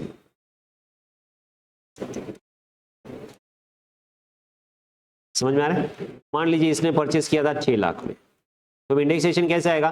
बोले cost to previous owner 6 lakh multiplied by transfer कब किया? अभी current year में। ठीक है, तो डिवाइडेड बाय किसका इंडेक्स लूं मैं? Assets held by SAC 7878 129। Alternative answer, अगर आप ये अल्टरनेटिव आंसर देना चाहते हैं तो रेफरेंस आपको कंपलसरी देना पड़ेगा। Okay, Manjula J Shah versus CIT Bombay high court. तो यहां पे आप क्या करोगे? 6 lakh multiplied by 363 divided by 113, index of 45 113 से काउंट करो, क्योंकि कॉस्ट प्रीवियस ओनर की ले रहे हैं तो इंडेक्सेशन भी प्रीवियस ओनर से ही लेना पड़ेगा। लॉजिकल है ये आंसर, लॉजिकल है।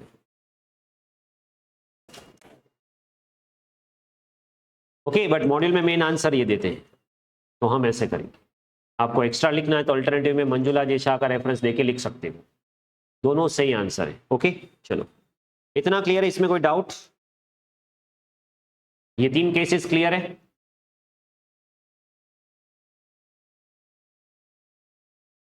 और as I said, period of holding of previous owner shall also be considered,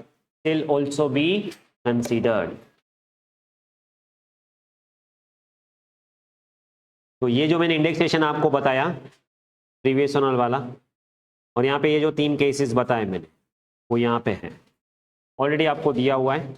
improvement में तो आपको पता है, और देखो इंप्रूवमेंट में ऐसा कोई प्रॉब्लम नहीं है। क्यों? इंप्रूवमेंट में टर्मिनोलॉजी क्या लिखी है पता है?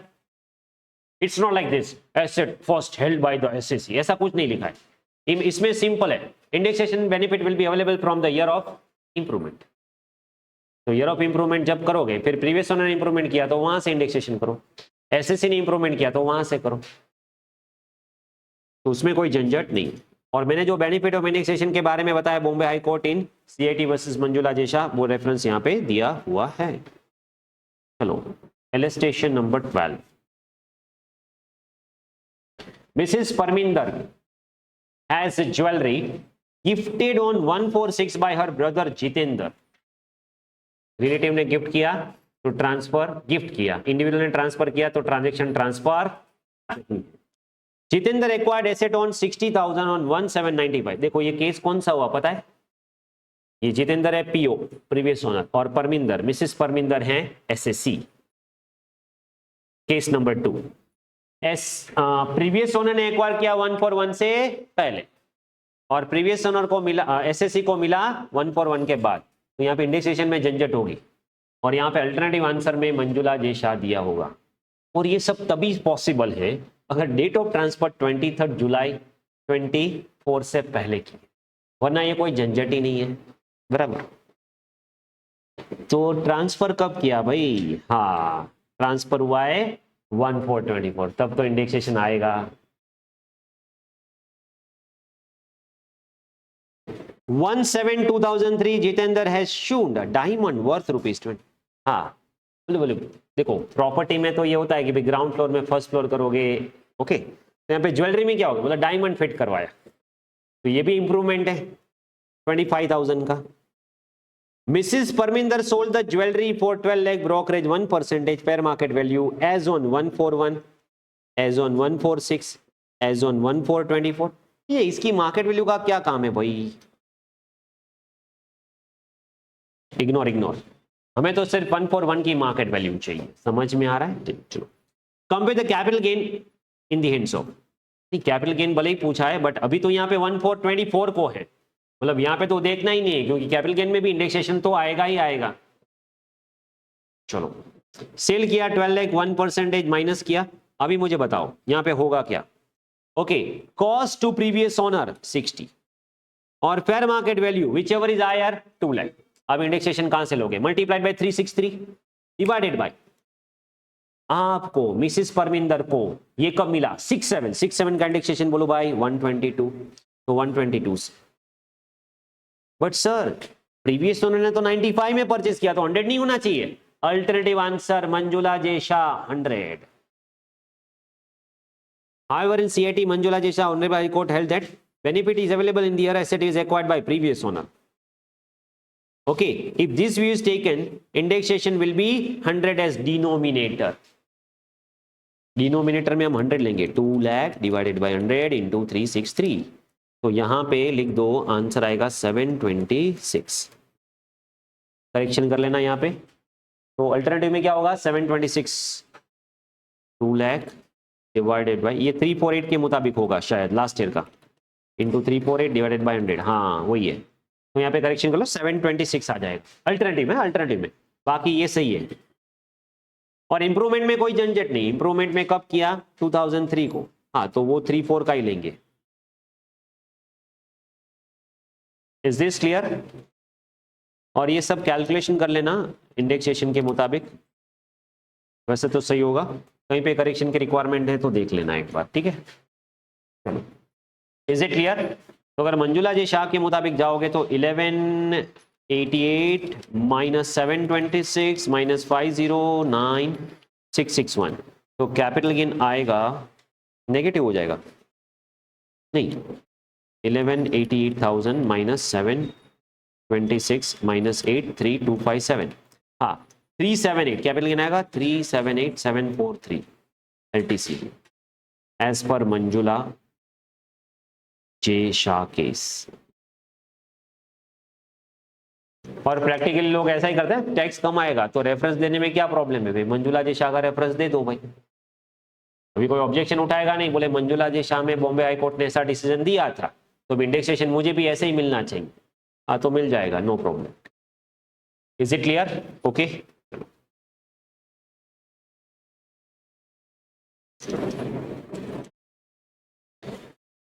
But as I state, date important यहां पे है ये, क्योंकि अगर डेट चेंज हो गई तो ये पूरा झंझट ही खत्म। Mister C purchase house property following expense first floor construct करवाया, सेकेंड फ्लोर कंस्ट्रक्ट करवाया, रिकंस्ट्रक्शन करवाया, fair market value, property sold, बढ़िया है भाई, बढ़िया है। 10th August 24, ये बहुत सही काम किया।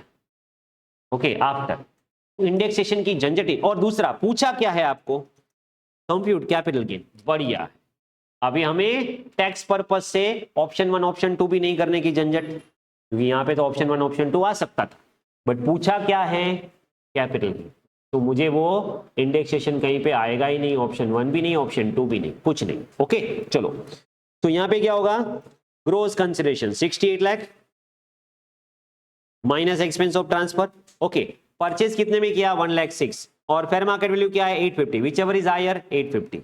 और फिर इंप्रूवमेंट किया, 141 से पहले का इंप्रूवमेंट इग्नोर करो, 141 से पहले का इंप्रूवमेंट इग्नोर करो, बाकी 34 का इंप्रूवमेंट, 1314 का इंप्रूवमेंट। बोलो ये सम, अगर मैं आपको लास्ट ईयर का दिखाऊं आंसर, कितना कॉम्प्लिकेटेड, ये इंडेक्सेशन लेना, वो इंडेक्सेशन लेना। अभी यहाँ पे जस्ट ये डेट 10th अगस्त आ गई ना, उसकी वजह से ड्रास्टिकली चेंज, 46,15,000। बट अगर आपको ऐसा पूछते, चलो करते हैं टैक्स लायबिलिटी, अगर आपको टैक्स लायबिलिटी के पॉइंट ऑफ व्यू से पूछते तो हम क्या करते, तो फिर यहाँ पे आपको इंडेक्सेशन करना पड़ता। देखो यहाँ पे मैंने दिया भी है कि ये कैपिटल गेन पूछा है, इसलिए यहाँ पे इंडेक्सेशन को देने की जरूरत नहीं है, वरना क्या होता, 850 multiplied by 363 divided bye, SSC ने फर्स्ट हेल्ड कब किया,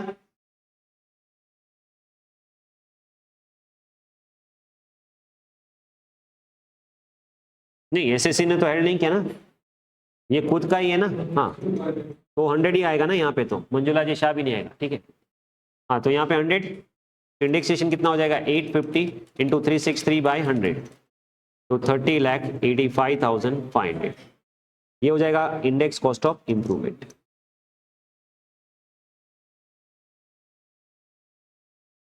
एक्विजिशन, और फिर हम करेंगे index cost of improvement. Improvement में क्या होगा, इंप्रूवमेंट कब किया, 3-4 में 735, 3-4 का 3-4 109, 735 इंटू 363 बाई 109, 24 47 752, और फिर इंडेक्स इंप्रूवमेंट हुआ 550,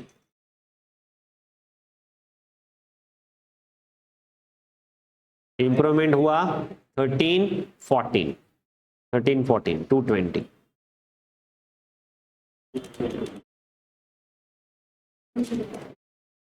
$9,700 टोटल।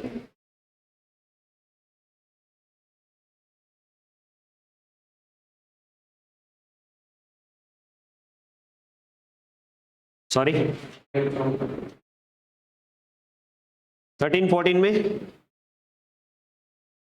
ओके ये गलत दिया है,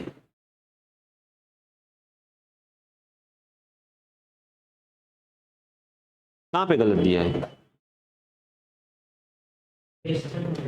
हाँ वो क्वेश्चन में भले गलत हो, क्वेश्चन में प्रॉब्लम नहीं है, हमने सही लिया ना। ये क्वेश्चन में क्या अपडेट करना भूल गए थे, तो यहाँ पे कर दो 220 भाई।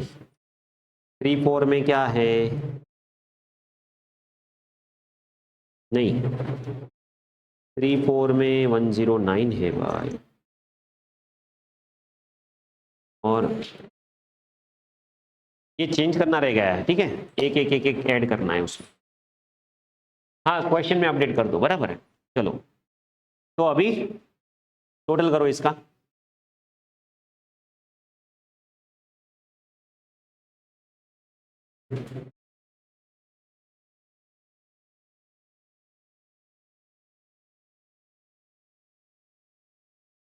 $30,85,500,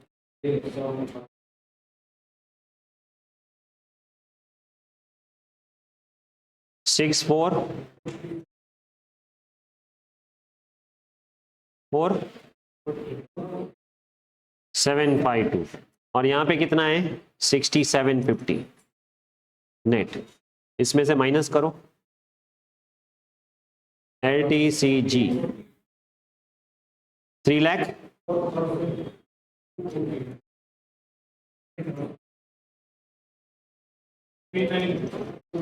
309,248 राउंडेड ऑफ 309,250। अभी आपको करना क्या है पता है, ये कौन है, मान लेते हैं रेसिडेंट इंडिविजुअल, ओके इंडिविजुअल तो है ही, रेसिडेंट मान लेते हैं, और ये प्रॉपर्टी कौन सी है, लैंड और बिल्डिंग और बोथ, लैंड और बिल्डिंग और बोथ। तो आपको मिलता है ऑप्शन, क्या ऑप्शन मिलता है, without indexation 12.5, with indexation 20%, which ever is beneficial, ऐसा करना है। समझ में आ रहा है? अभी आगे हम करेंगे ऐसा, ओके क्योंकि इसमें एक और टॉपिक आता है कि आपकी अदर इनकम है कि नहीं है, क्योंकि अगर आपकी अदर इनकम है तो फिर वैसे कैलकुलेट करना होगा फ्लैट रेट, और अगर अदर इनकम नहीं है तो benefit of exemption, basic exemption वो आपको यहाँ पे मिल सकता है, और वो क्या होगा वो आगे हम देखेंगे, बराबर है। चलो बट इतना क्लियर है आपको, इसमें कोई डाउट?